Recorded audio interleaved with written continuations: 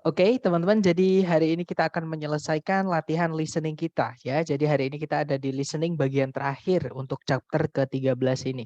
Oke. Jadi seperti yang sebelumnya kita jelaskan, jadi teman-teman nanti ketika tes listening itu akan dihadapkan 50 soal, yang mana 50 soal itu nanti akan dibagi ke dalam 3 parts atau 3 bagian ya. Part pertama itu namanya adalah short conversations ya. Jumlahnya ada 30 soal. Jadi nomor 1 sampai nomor 30 itu adalah jenis soal pertama ini. Jadi di short conversations atau nomor 1 sampai 30 nanti teman-teman akan mendengarkan dua orang ya. Jadi si A dan si B mereka melakukan percakapan pendek. Jadi nanti cewek cowok ya, teman-teman.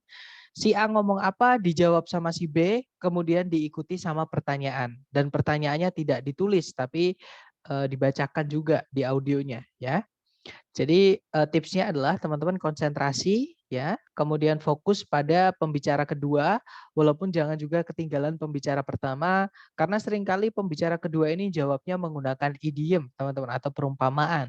Oke, supaya tahu artinya kita harus menyambungkan dengan yang dikatakan sama si A seperti itu. Kemudian hati-hati dengan distractors atau pengecoh yang ada di pilihan ganda. Nah, pengecoh ini adalah berupa kadang satu kata atau dua kata yang teman-teman dengar dikatakan sama si pembicara B atau pembicara kedua, itu nanti akan ditulis lagi di salah satu pilihan ganda. Nah, tapi biasanya yang mengandung kata-kata yang diucapkan sama si B itu malah biasanya dibelokkan, teman-teman. Jadi malah salah seperti itu. Biasanya malah jawaban untuk part E ini menggunakan kata-kata lain yang kita tidak dengar di percakapan si B, nah tapi artinya sama. Jadi menggunakan sinonim atau paraphrase istilahnya ya. Nah, kemudian setelah part A, jadi nomor 30 selesai, nanti akan dilanjut ke part B, ya, namanya long conversations atau percakapan panjang. Jadi mirip kayak part A tadi, bedanya di part B ini mereka saut-sautan, teman-teman. Jadi dua orang tadi, si A dan si B, cewek cowok tadi, mereka tanya bukan tanya jawab, tapi saut-sautan. Jadi si A ngomong, si B menjawab, si A menjawab lagi, si B menjawab lagi, sampai pembicaraan mereka selesai, seperti itu. Nah, untuk part B ini hanya ada dua audio nanti ya. Jadi hanya ada dua percakapan. Setiap percakapan normalnya terdiri dari 4 soal. Oke. Jadi bisa dibilang part B ini adalah nomor 31 sampai 38 seperti itu. Nah, tipsnya sama ya, teman-teman, sebenarnya harus fokus sama konsentrasi juga, jangan sampai terganggu dengan sekitar, kemudian jangan sampai memikirkan hal lain karena itu bisa mendistrak konsentrasi kita.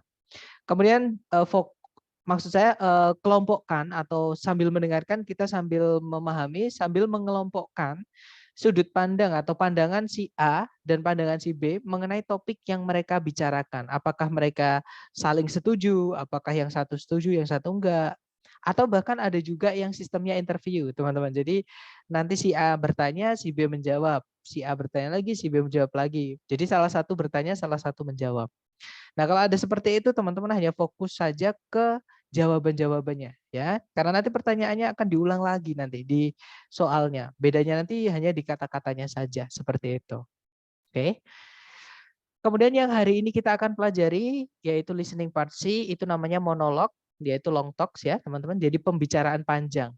Nah, bedanya dengan part A dan part B, di part C ini nanti kita tidak mendengarkan dua orang saling ngobrol, tapi kita mendengarkan kuliah kayak gitu ya, atau ceramah atau pidato seperti itu.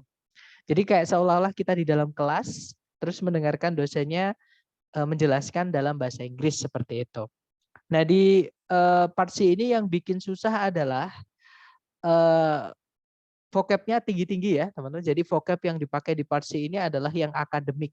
Jadi topiknya bukan mengenai keseharian, tapi ngomongin tentang misalkan sejarah, misalkan tentang seni, misalkan tentang musik, dan seterusnya. Seperti itu. Nah, tipsnya untuk long talks ini nomornya ya, teman-teman. Jadi nomornya adalah 39 sampai 50. Jadi nanti ada 3 audio. Ada 3 apa ya, 3 recording seperti itu yang kita akan dengarkan. Seperti itu. Nah, setiap nomor sama. Nanti setiap nomor akan diikuti 4 soal. Jadi nanti ketika latihan, teman-teman kirim jawabannya ketika 4 soal sudah terjawab. Oke? Kemudian tipsnya adalah teman-teman listen carefully ya. Jadi dengarkan sambil seksama atau teliti. Jangan sampai terdistract yang tadi ya. Bahkan ketika kita terbesit misalnya, tadi lupa matiin kompor nggak ya? Misalnya, itu juga bisa mengacaukan konsentrasi kita, teman. Jadi memang di sini dituntut untuk fokus ya, jangan sampai terdistract dengan apapun seperti itu. Kemudian sambil mendengarkan, teman-teman understand the flow of the talk. Jadi pahami alurnya itu si pembicara pasti kalimat pertama dan kalimat kedua itu nyambung, teman-teman. Jadi alurnya pasti ada. Nanti misalkan kalimat pertama ngomongin apa, kalimat kedua apanya kalimat pertama, kemudian seterusnya, seterusnya, dan seterusnya. Seperti itu. Jadi nyambung pasti. Nggak mungkin langsung loncat seperti itu ya. Nah, sebelum kita ke latihan soal, mungkin adakah dari teman-teman yang ingin ditanyakan dulu? Silakan.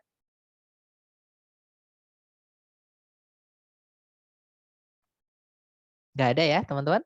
Baik, kalau nggak ada, mari kita lanjut ke latihan soal. Seperti biasa, jangan takut salah, dicoba dulu. Silakan, teman-teman.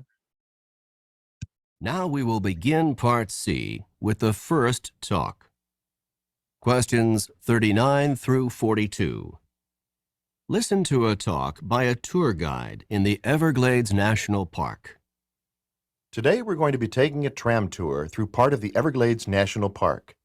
Quite probably we'll be seeing a number of crocodiles sunning themselves by the side of the water or poking their heads up through the water. Needless to say, we will not be getting off the tram at any time until we leave the area because of the danger posed by the crocodiles. By the way, you've probably heard of the expression crying crocodile tears. It is common to say that someone is crying crocodile tears when he or she is pretending to be sad or full of regret. Crocodiles always appear to have tears in their eyes, but they are not crying because of sadness or even pretended sadness. Instead, a crocodile uses its tear ducts to get rid of extra salt from its body. A crocodile does not sweat the same way that humans do and must get rid of extra salt through tears. So if you see a crying crocodile, do not think that it's feeling sad. It is basically sweating through its eyes. Look, over there on the right. There are two large crocodiles on the water's edge, right next to the fallen trees. You can get out your cameras and take pictures from here on the tram, but no, you cannot get off the tram to get any closer. Number 39. Where does this talk take place?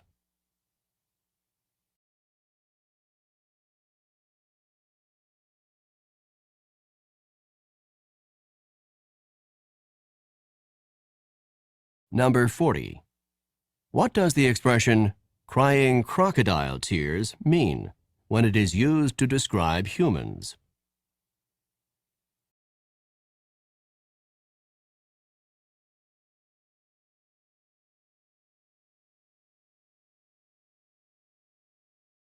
Number 41. Why do crocodiles have tears in their eyes?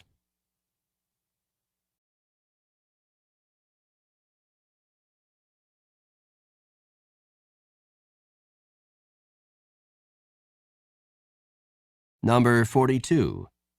What does the tour guide recommend?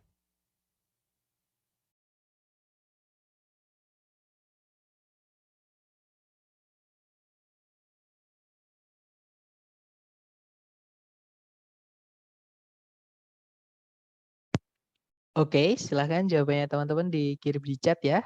Sedapatnya teman-teman dulu, nggak apa-apa salah, kita belajar. Baik, ada jawaban CDCA, ada CDAB, alright. Sepertinya nggak ada jawaban lain. Baik, mari kita dengarkan dulu audio dan skripnya supaya mudah nanti untuk dipelajari ya. Silahkan teman-teman. Questions 39 through 42. Listen to a talk by a tour guide in the Everglades National Park. Today we're going to be taking a tram tour through part of the Everglades National Park. Quite probably we'll be seeing a number of crocodiles sunning themselves by the side of the water or poking their heads up through the water. Needless to say, we will not be getting off the tram at any time until we leave the area because of the danger posed by the crocodiles. By the way, you've probably heard of the expression crying crocodile tears. It is common to say that someone is crying crocodile tears when he or she is pretending to be sad or full of regret. Crocodiles always appear to have tears in their eyes, but they are not crying because of sadness or even pretended sadness. Instead, a crocodile uses its tear ducts to get rid of extra salt from its body. A crocodile does not sweat the same way that humans do and must get rid of extra salt through tears. So if you see a crying crocodile, do not think that it's feeling sad. It is basically sweating through its eyes. Look, over there on the right. There are two large crocodiles on the water's edge, right next to the fallen trees. You can get out your cameras and take pictures from here on the tram, but no, you cannot get off the tram to get any closer. Oke, teman-teman, itu tadi ya. Baik, mari kita artikan ke bahasa Indonesia. Jadi itu tadi adalah sebuah pembicaraan oleh seorang pemandu wisata di Taman Nasional Everglades. Nah, tadi dikatakan hari ini kita akan mengadakan kunjungan atau tur ya. Tur menggunakan tram melalui bagian dari Taman Nasional Everglades. Sangat mungkin kita nanti akan melihat sejumlah buaya yang berjemur di bawah matahari di tepian air atau menjulurkan kepala mereka dari dalam air. Jelasnya kita tidak akan turun meninggalkan tram kapanpun sampai kita meninggalkan area tadi. Area itu nanti gitu ya, karena pakainya will, bukan tadi tapi area itu, area maksudnya yang dibahas itu. Karena bahaya yang bisa diakibatkan oleh para buayanya. Ngomong-ngomong, kalian pasti pernah mendengar ungkapan menangis mengeluarkan air mata buaya. Sudah menjadi hal yang umum kita mengatakan bahwa seseorang itu sedang mengeluarkan air mata buaya ketika dia pura-pura sedih atau pura-pura menyesal. Buaya itu memang selalu terlihat memiliki air mata di mata mereka. Namun mereka itu tidak menangis karena sedih atau bahkan sedih yang dibuat-buat. Namun seekor buaya itu menggunakan selaput air mata untuk menyingkirkan kadar garam yang berlebihan dari dalam tubuhnya. Seekor buaya itu tidak berkeringat sama halnya seperti yang manusia lakukan.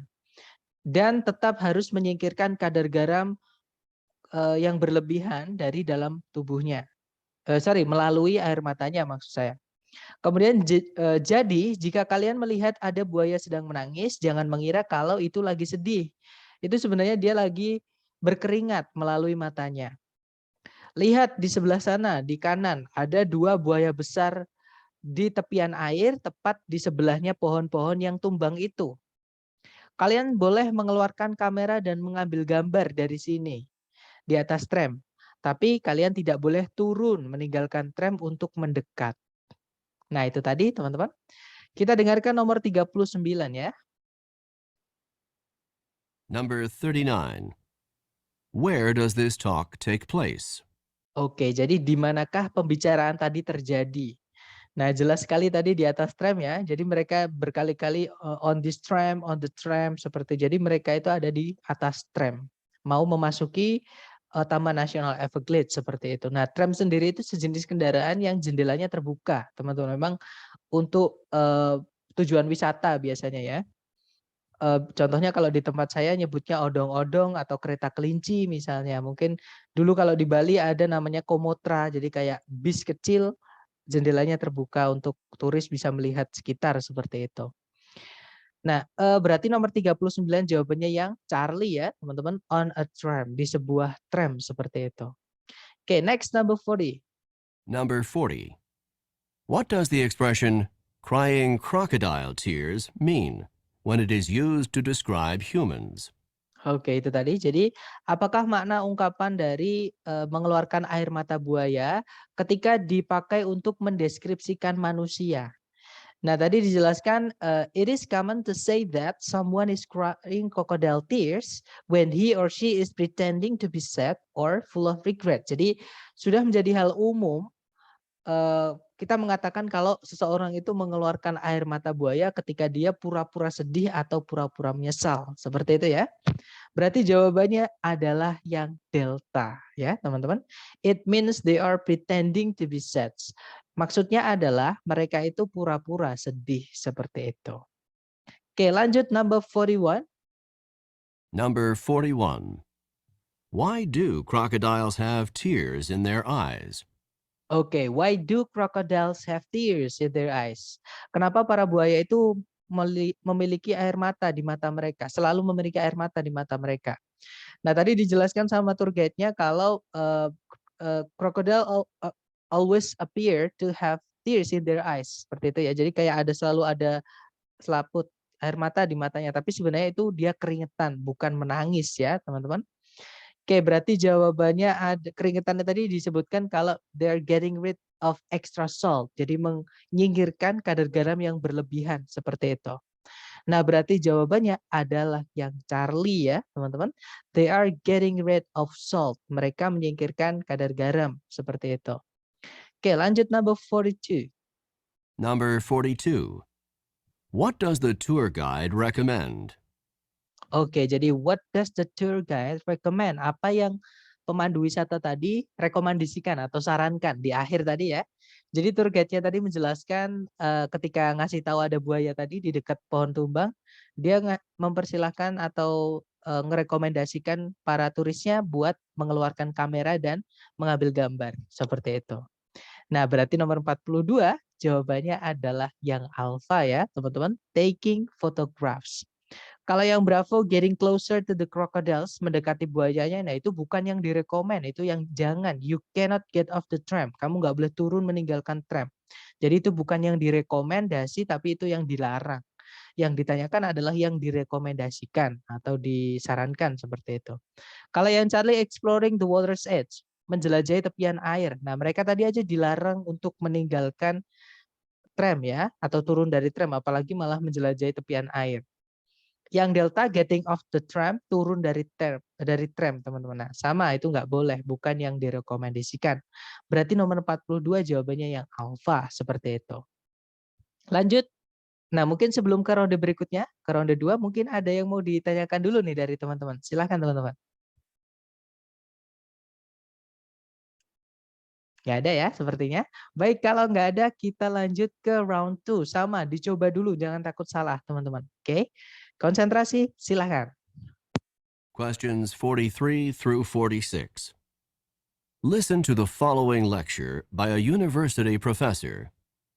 Please take your seats now because I would like to begin today's lecture. Today, we will be discussing one of the more elegant and distinct forms of 19th century transportation, the clipper ship. Clipper ships of the 19th century were the graceful, multi-sailed, ocean-going vessels that were designed for maximum speed. They were given the name clipper ship in reference to the fact that they clipped along at such a fast rate of speed. Clipper ships were constructed with a large number of sails in order to maximize their speed. They often had 6 to 8 sails on each of the masts, and ships commonly had 3 and perhaps 4 masts. The speeds that they achieved were unbelievably fast for the era. Clipper ships could, for example, accomplish the amazing feat of traveling from New York to San Francisco in less than 100 days. Clipper ships first came into use in the United States in the 1840s. They were originally intended to make the trip from New York around the tip of South America and on to China in order to transport tea to the United States. Once gold was discovered in California in 1848, clipper ships were immediately put into use to carry large numbers of gold prospectors and large amounts of mining supplies from the East Coast to California. With the success of the American clipper ships, the British began their own fleet of clipper ships to transport goods from the far reaches of the British Empire. That's all for today's class. Don't forget that there's a written assignment due on Friday. Number 43. In which course would this lecture most probably be given?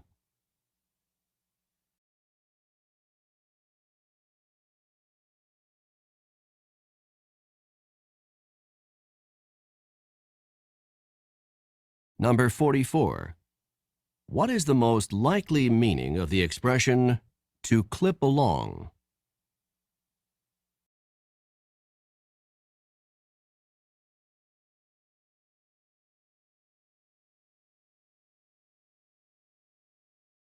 Number 45. What were clipper ships first used for in the United States?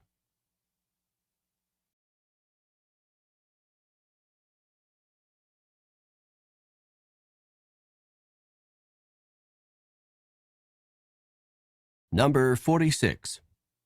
What does the professor remind the students about?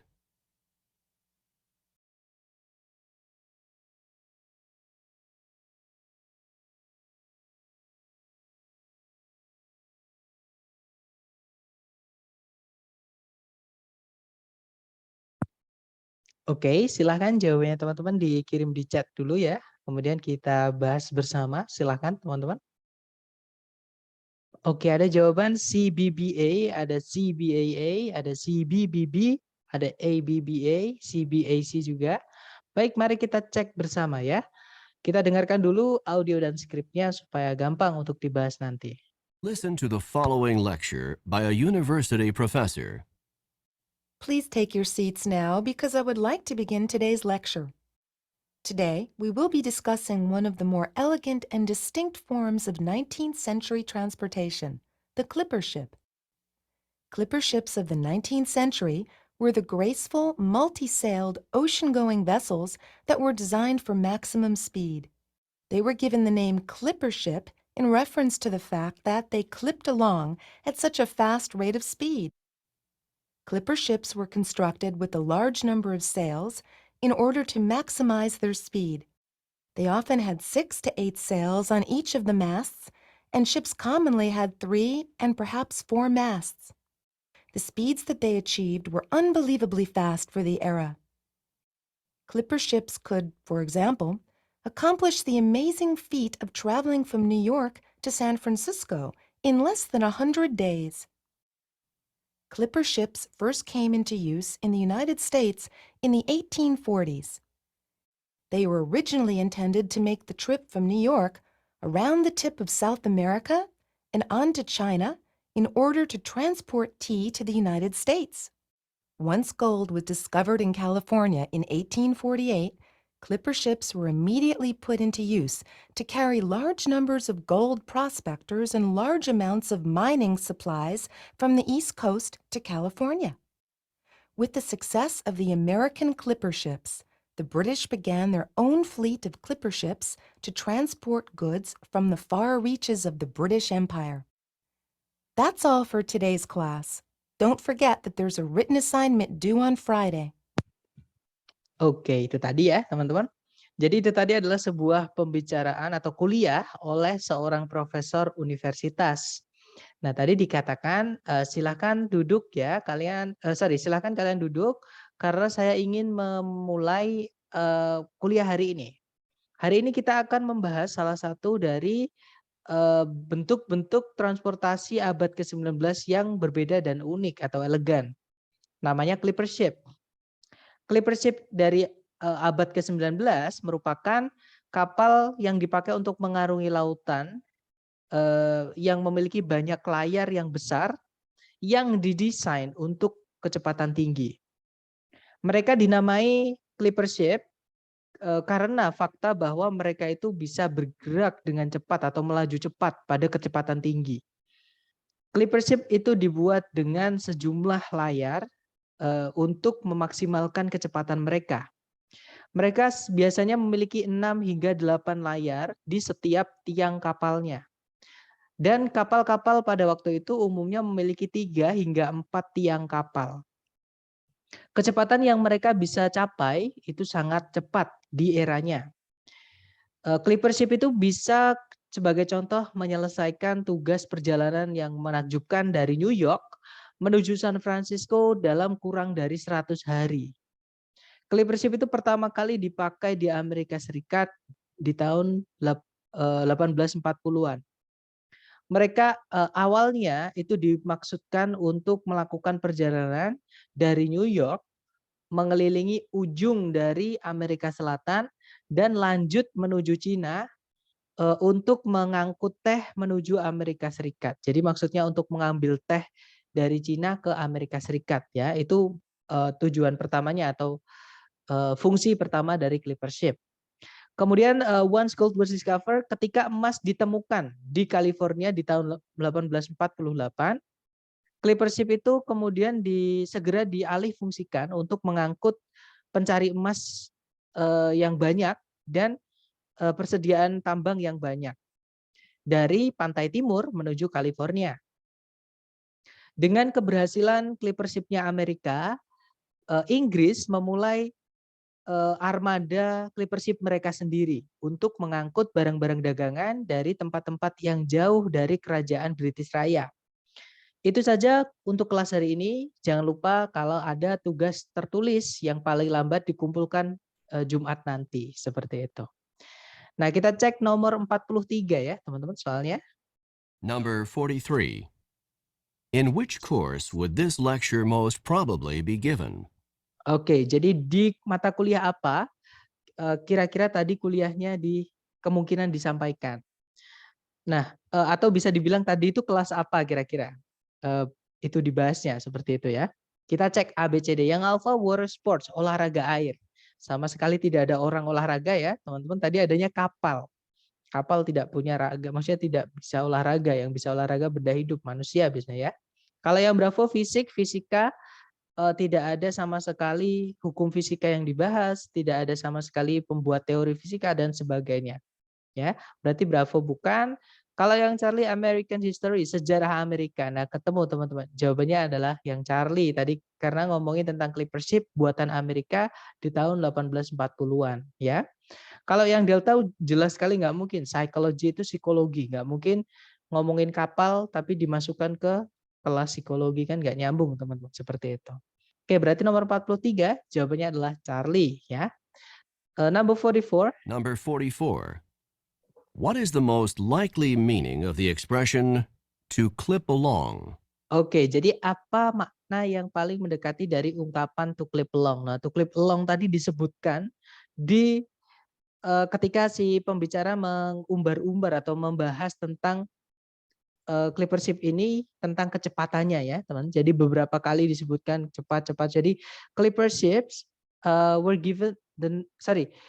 they were given the name clipper ships in reference to the fact that they clip along at fast rate of speed. Jadi mereka itu diberi nama clipper ship karena bisa melaju cepat pada kecepatan tinggi, seperti itu. Nah, berarti ABCD jelas sekali ya, teman-teman. Jawabannya adalah yang Bravo, to move fast, untuk bergerak dengan cepat. Maksudnya untuk melaju cepat, seperti itu. Kemudian lanjut, number 45. Number 45. What were clipper ships first used for in the United States? Oke, what were clipper ships first used for in the United States? Jadi, apa kegunaan pertama kali dari clipper ships di Amerika Serikat? Nah, tadi ada dua kegunaan yang disebutkan. Yang pertama kali itu adalah mengangkut teh dari Cina menuju Amerika Serikat. Kalau yang kedua itu membawa pencari emas ya untuk dibawa ke California, seperti itu. Nah, di sini yang ditanyakan adalah fungsi pertamanya, berarti mengangkut teh dari Cina ya, teman-teman. Berarti jawabannya adalah yang alpha, to bring tea from China. Jadi untuk membawa teh dari Cina, seperti itu. Okay, next, number 46. Number 46. What does the professor remind the students about? Oke, jadi apa yang profesor tadi ingatkan kepada mahasiswa-mahasiswanya. Nah, tadi di akhir dia bilang, don't forget that there is a written assignment due on Friday. Jangan lupa ada tugas tertulis yang paling lambat dikumpulkan hari Jumat. Nah, yang alpha reading assignment, tugas membaca, bukan ya teman-teman. Kalau yang Bravo kuis di hari Jumat, bukan kuis tapi PR. Bravo bukan.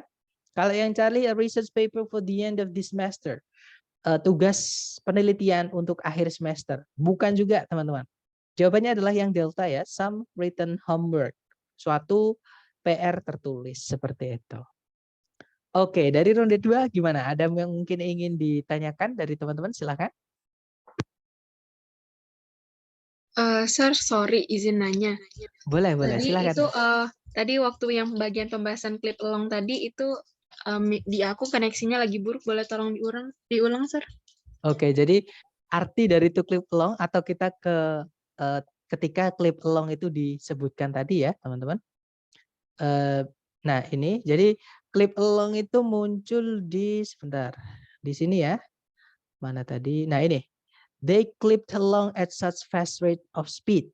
Nah, intinya kalau teman-teman misalkan menemukan seperti ini dan nggak tahu artinya, ingat-ingat aja dia disebutkan di ketika topiknya itu dibahas apanya. Nah, kebetulan di sini yang dibahas diulang-ulang itu adalah kecepatannya. Jadi ada fast rate of speed, kemudian kalimat berikutnya juga ngomongin maximize their speed. Terus yang berikutnya lagi ada fast for the era, seperti jadi ngomongin tentang kecepatannya. Oke, berarti ya sudah langsung kita pilih jawaban ABCD yang menyebutkan kata cepat atau pergerakan yang cepat seperti itu. Nah, tadi nomor 44 yang menyebutkan di antara ABCD ya, yang menyebutkan kata cepat hanyalah yang bravo. To move fast artinya melaju dengan cepat seperti itu. Gimana?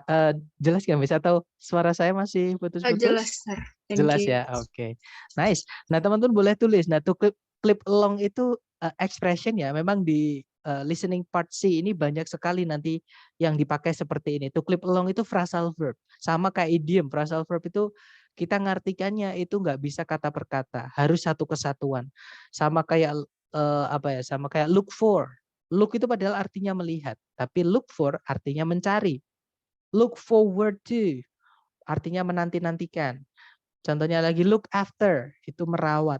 Jadi itulah yang disebut dengan phrasal verb. Seperti itu, teman-teman.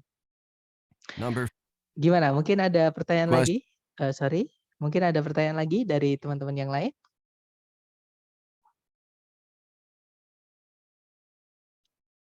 Nggak ada ya? Baik, kalau nggak ada mari lanjut ke ronde terakhir, teman-teman. Seperti biasa, jangan takut salah, dicoba dulu. Semakin teman-teman biasa melatih, semakin terlatih, semakin jadi insting nanti ya. Silahkan teman-teman, jangan takut salah. Questions 47 through 50. Listen to the following talk by a drama coach to a group of actors.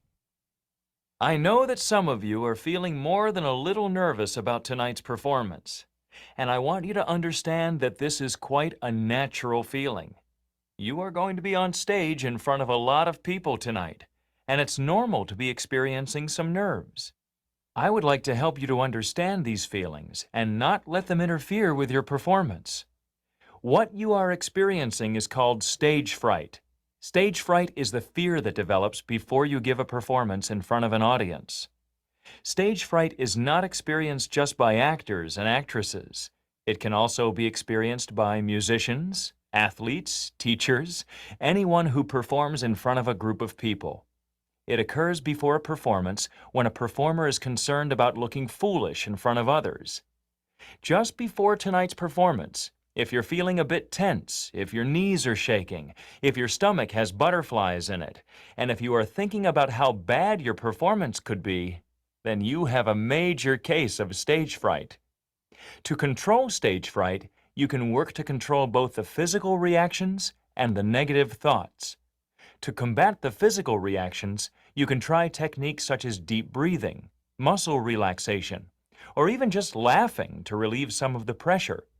To combat the negative thoughts, you should force yourself to focus on what you have to do, rather than on what other people are going to think.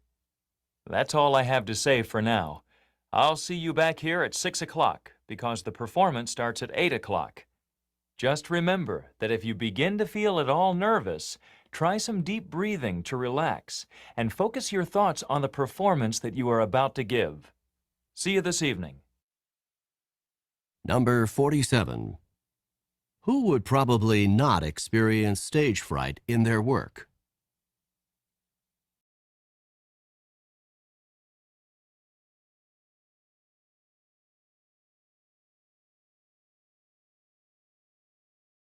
Number 48. What physical reaction might someone who is experiencing stage fright commonly have?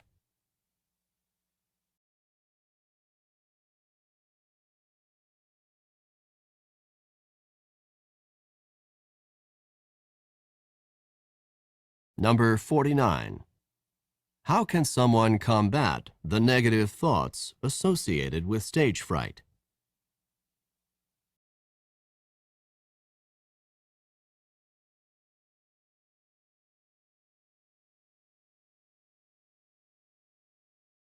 Number 50. When should the actors arrive at the theater?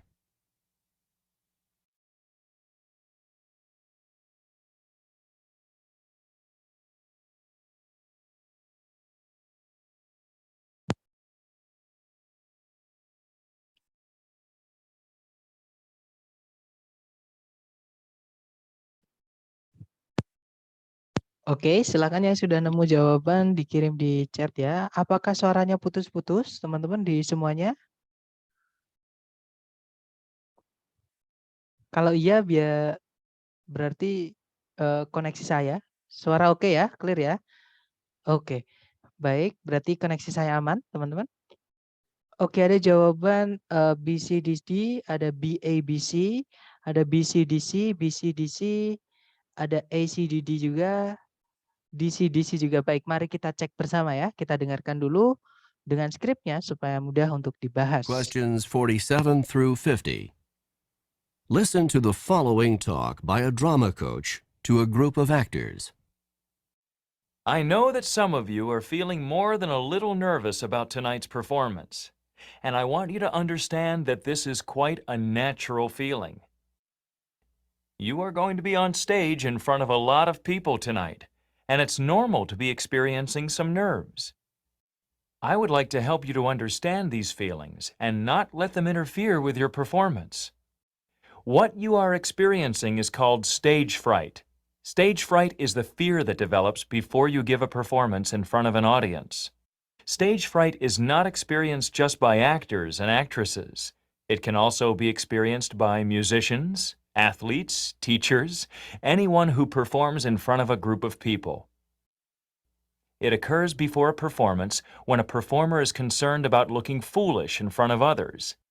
Just before tonight's performance, if you're feeling a bit tense, if your knees are shaking, if your stomach has butterflies in it, and if you are thinking about how bad your performance could be, then you have a major case of stage fright.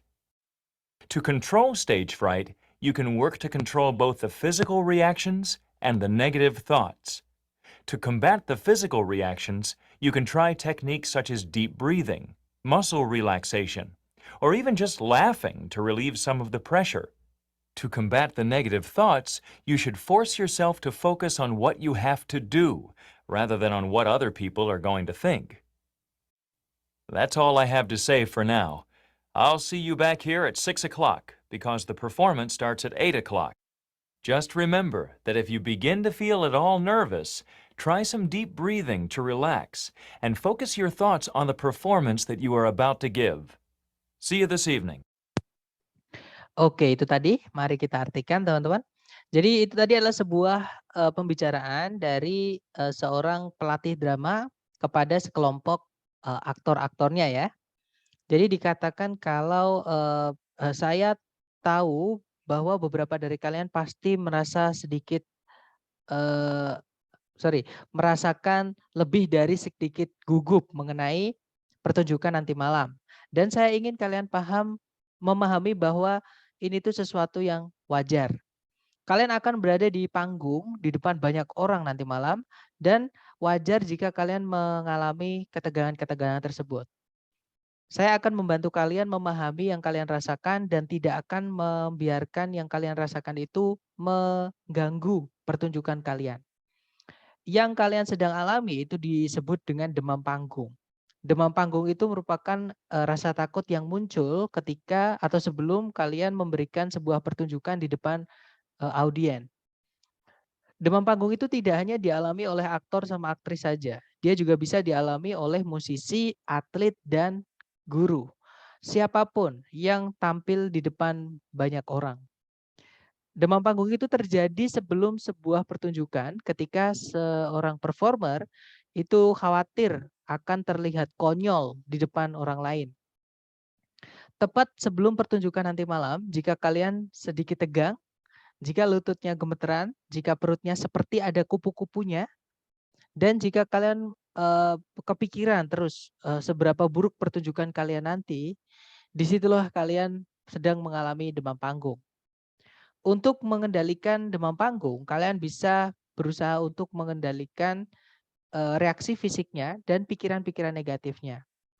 Untuk melawan reaksi fisiknya, kalian bisa mencoba beberapa teknik seperti contohnya menarik nafas yang dalam, kemudian regangkan otot, atau bahkan hanya ketawa-ketawa saja untuk mengeluarkan beberapa tekanan. Untuk melawan pikiran negatifnya, kalian harus memaksa diri kalian untuk fokus pada apa yang kalian harus lakukan, bukan pada apa yang orang-orang nanti akan pikirkan. Itu saja yang saya harus katakan sekarang. Saya akan ketemu kalian lagi di sini jam 6 nanti, karena pertunjukannya mulainya jam 8. Ingat-ingat saja jika kalian mulai merasa gugup, cobalah untuk menarik nafas yang dalam untuk rileks dan fokuskan pikiran kalian pada pertunjukan yang akan kalian berikan. Sampai jumpa nanti malam, katanya si pelatihnya ya. Oke, number 47. Number 47. Who would probably not experience stage fright in their work? Well, itu tadi ya. Jadi siapa yang kemungkinan tidak, ada not-nya. Jadi who would probably not. Siapa yang kemungkinan tidak mengalami demam panggung dalam pekerjaan mereka. Nah, jadi demam panggung itu dijelaskan tadi ya, dialami oleh siapapun yang bekerja di depan banyak orang. Jadi bukan cuma aktor sama aktris saja tadi yang disebutkan. Jadi musisi, atlet, guru, bahkan siapapun aja yang kerja di depan banyak orang itu bisa mengalami demam panggung. Nah, di sini pertanyaannya yang tidak mengalami demam panggung dalam pekerjaannya. Berarti yang kerjanya tidak dilihat orang ya, teman-teman. Yang alpha writers, para penulis. Nah, ketemu langsung. Penulis itu bisa kerja bukan atau tidak harus dilihat orang ya. Bahkan ketika mereka mau tidur terpikir apa ditulis itu bisa jadi pekerjaan mereka seperti itu. Beda dengan yang Bravo, aktor yang coachnya tadi ajak ngobrol ya. Kemudian yang Charlie atlet itu tadi juga sebagai contoh yang mengalami demam panggung. Yang Delta juga sama, musisi itu juga profesi yang kerjanya dilihat orang dan memungkinkan untuk demam panggung. Nah, berarti yang tidak mengalami demam panggung adalah yang alpha, yaitu writers. Oke. Next, number 48. Number 48. What physical reaction might someone who is experiencing stage fright commonly have? Oke, jadi reaksi fisik apa yang mungkin seseorang dengan demam panggung itu miliki? Nah, tadi ada beberapa yang disebutkan, a bit tense itu agak tegang, kemudian ada shakiness, lututnya gemeteran. Oke. Kemudian ada di perutnya kayak ada kupu-kupunya, maksudnya nggak nyaman seperti itu ya. Kayak kayak grogi seperti itu. Eh, dan itu tadi. Jadi kita cek ABCD yang mana salah satu yang disebutkan. Yang alfa dia akan melihat kupu-kupu. Nah, bukan melihat kupu-kupu ya, tapi kayak merasa ada kupu-kupu di perutnya. Jadi kayak ada yang gelitikin seperti tapi di dalam. Ini nggak nyaman seperti itu. Berarti alfa bukan. Kalau yang Bravo, he or she would break a leg. Dia akan mematahkan satu kakinya. Nah, bukan juga ya. Tidak disebutkan tadi di audio yang mematahkan kaki. Nggak ada, teman-teman. Kalau yang Charlie, he or she would have shakiness. Dia akan memiliki atau mengalami kaki gemeteran. Nah, ketemu jawabannya adalah yang Charlie. Oke. Kalau yang Delta, dia akan berhenti bernafas. Nah, itu bukan demam panggung ya, teman-teman. Tapi itu ketemu malaikat maut. Seperti itu. Oke, next. Number 49. Number 49. How can someone combat the negative thoughts associated with stage fright? Oke, jadi how can someone combat the negative thoughts associated with stage fright? Jadi bagaimana cara seseorang bisa melawan pikiran-pikiran negatif yang disebabkan oleh demam panggung? Nah, tadi coachnya menjelaskan kalau you can combat the negative thoughts by apa ya tadi forcing yourself to forcing yourself to focus on what you have to do rather than what other people are going to think. Jadi fokuskan pikiran kalian pada pertunjukan yang akan kalian berikan, bukan pada yang orang-orang nanti akan pikirkan. Oke, berarti nomor 49 kelihatan ya. Jawabannya adalah yang delta, teman-teman. By focusing on what needs to be done, dengan berfokus pada apa yang perlu dilakukan. Kalau yang alfa dengan melototi para audien, nah yang ada kayak malah menantang gitu ya, malah ketahuan kalau dia gugup. Kalau yang Bravo by breathing shallowly dengan nafas terengah-engah, sama itu menunjukkan banget kalau dia gugup, malah nanti diketawain tambah gugup lagi. Kalau yang Charlie dengan memikirkan mengenai hasil negatif yang mungkin akan terjadi, bukan juga ya. Jawabannya adalah yang delta seperti itu. Oke, next number 50 terakhir teman-teman. Number 50. When should the actors arrive at the theater? Oke, jadi kapan para aktornya tadi harus tiba di teater? Nah, tadi si coach-nya bilang kalau I'll see you back here at 6 o'clock. Jadi aku akan menemui kalian lagi di sini jam 6. Because the performance starts at 8.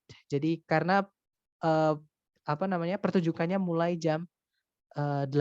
Jadi pertanyaannya adalah tibanya jam berapa? Mereka ketemuannya jam berapa? Yaitu jam 6. Berarti jawabannya yang Charlie at 6 o'clock. Seperti itu. Nah, itu tadi adalah part listening yang terakhir, teman-teman. Jadi kurang lebih seperti itu. Ya, sebenarnya sama. Listening itu dasarnya sama. Hanya part A, part B, part C itu levelnya, teman-teman. Yang part A itu mungkin sedikit gampang karena vocabnya yang dipakai sehari-hari. Dan hanya ada satu percakapan. Maksudnya si A ngomong, si B menjawab. Untuk part B agak lebih susah karena mereka saut-sautan. Oke, dan kadang dimasuki sedikit tentang akademik. Contohnya yang kemarin yang ngomongin tentang orang yang sudah beranjak tua itu bisa merasakan badai mau datang itu yang kemarin dijelaskan itu ya. Nah, untuk part C ini murni akademik dan agak panjang juga seperti itu. Jadi memang tekniknya sama, latihan seperti itu. Nah, mungkin sebelum saya tutup ada yang mau ditanyakan dari teman-teman? Silahkan. Nggak ada ya? Atau nanti ketika teman-teman latihan, boleh langsung japri saya untuk saya jelaskan lewat WhatsApp seperti itu. Baik, thank you so much for having me today, guys. I'll see you again next time. Bila saya say, Assalamualaikum warahmatullahi wabarakatuh. Thank you.